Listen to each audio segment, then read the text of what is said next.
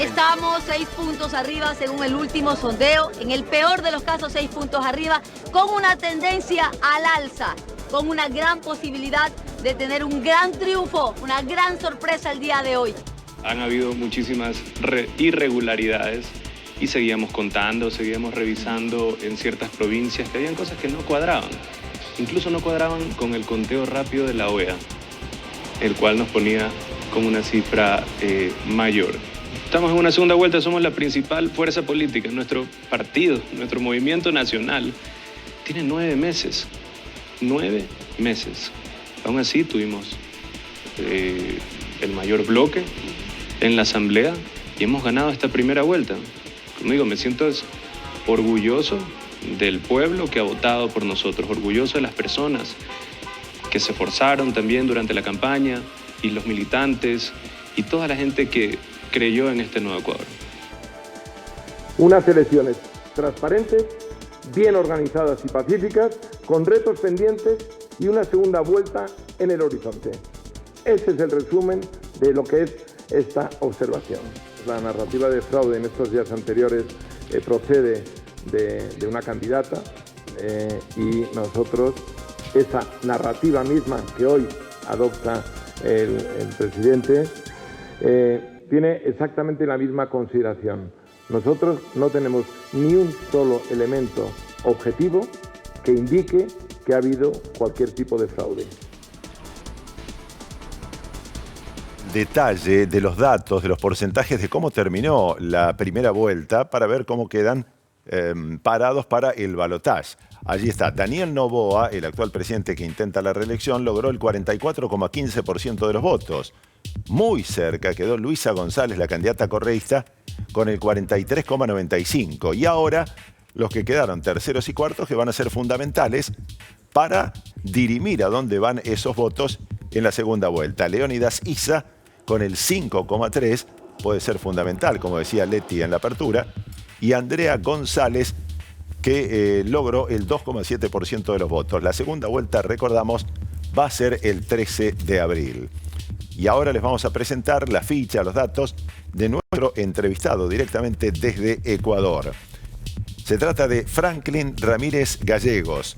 Es profesor investigador de Flaxo Ecuador, coordinador del programa de Sociología Política, sociólogo especializado en temas de movimientos sociales, conflicto político en cambio estatal en los países andinos. Franklin, bienvenido. Estamos comunicados ya en directo con Ecuador. A ver si nos podemos ver y escuchar.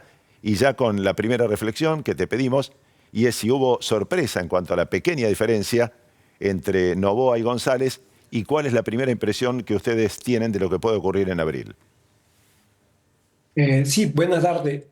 Fue un resultado sorpresivo porque el gobierno había logrado colocar la narrativa de un triunfo cómodo en primera vuelta. Varias encuestas con relativo prestigio así lo certificaban. Y cuando empezaron arrancó el conteo, se observó que la tendencia iba con una Luisa González creciendo y un presidente que decrecía en la votación. El resultado estrecho, tan estrecho sorprende, y sobre todo sorprende que el 90% de los votos se hayan concentrado en dos candidatos. Es una elección que prácticamente operó como una segunda vuelta. El margen de votos que se van a distribuir en las elecciones de abril es muy pequeño. Los dos partidos también van a tener prácticamente la mitad de los escaños en la Asamblea Nacional. La Revolución Ciudadana sacó un escaño más que la fuerza de Daniel Noboa y se ratifica como la primera fuerza política del país desde 2006. Sobre todo logró posicionar la narrativa de triunfo.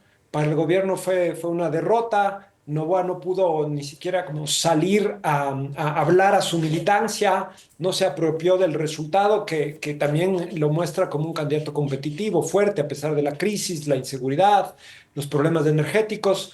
Tiene una votación importante, pero no pudo dar ese mensaje y hacia toda la sociedad. Un poco lo que se discute ahora es que la Revolución Ciudadana está muy bien perfilada para la segunda vuelta, sobre todo por la relativa cercanía con el candidato Leonidas Diza de Pachacuti, con quien han venido acercándose ciertas conversaciones en los últimos meses, lo cual daría un cierto margen mayor de probabilidades de la Revolución Ciudadana de cara a abril.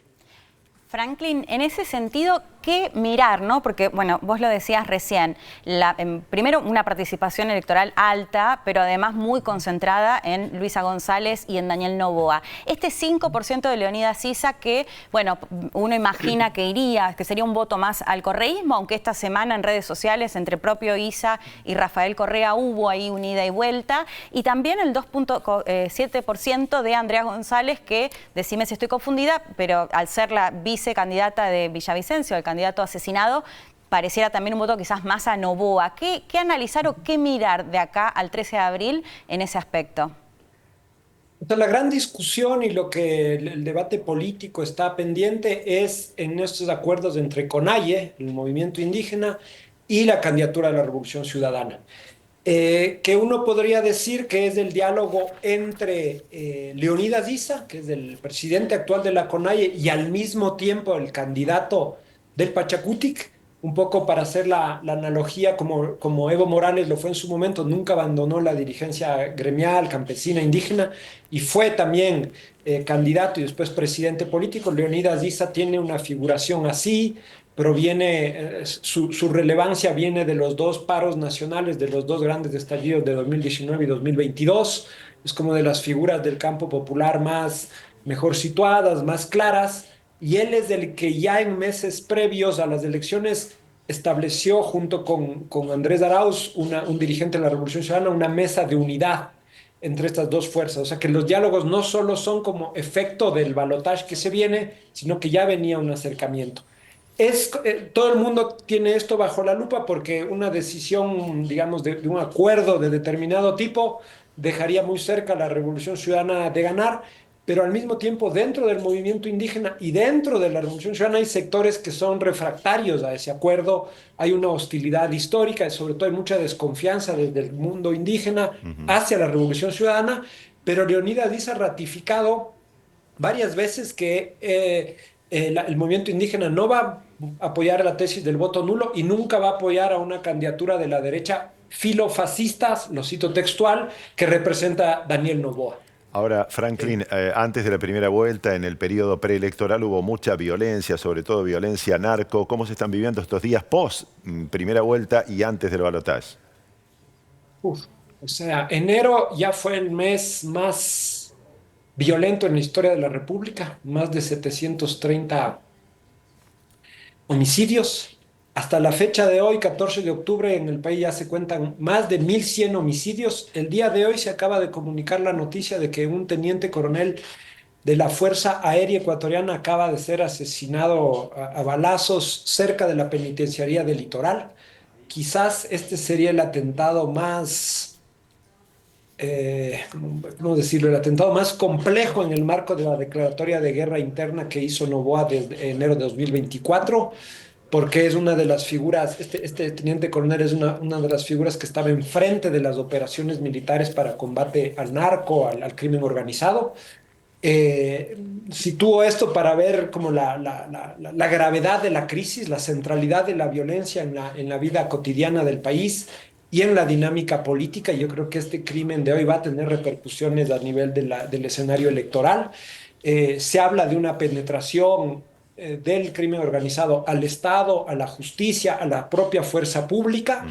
En el marco de, además lo paradójico es que el peso del voto de Daniel Noboa está muy ligado a la guerra, a su imagen de un líder buquelizado, un Bukele criollo, que desafía por la vía violenta a las bandas, pero que en los últimos meses esa narrativa ha hecho bastante aguas, ha hecho crisis, ha crujido, porque han repuntado el número de homicidios y la violencia en general.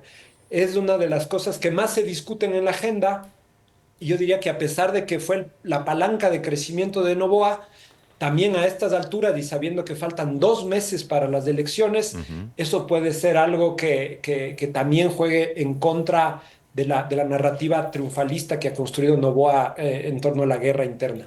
Correcto. Franklin, muchas gracias por la comunicación en directo desde Ecuador con la Televisión Pública Argentina. Gracias a ustedes.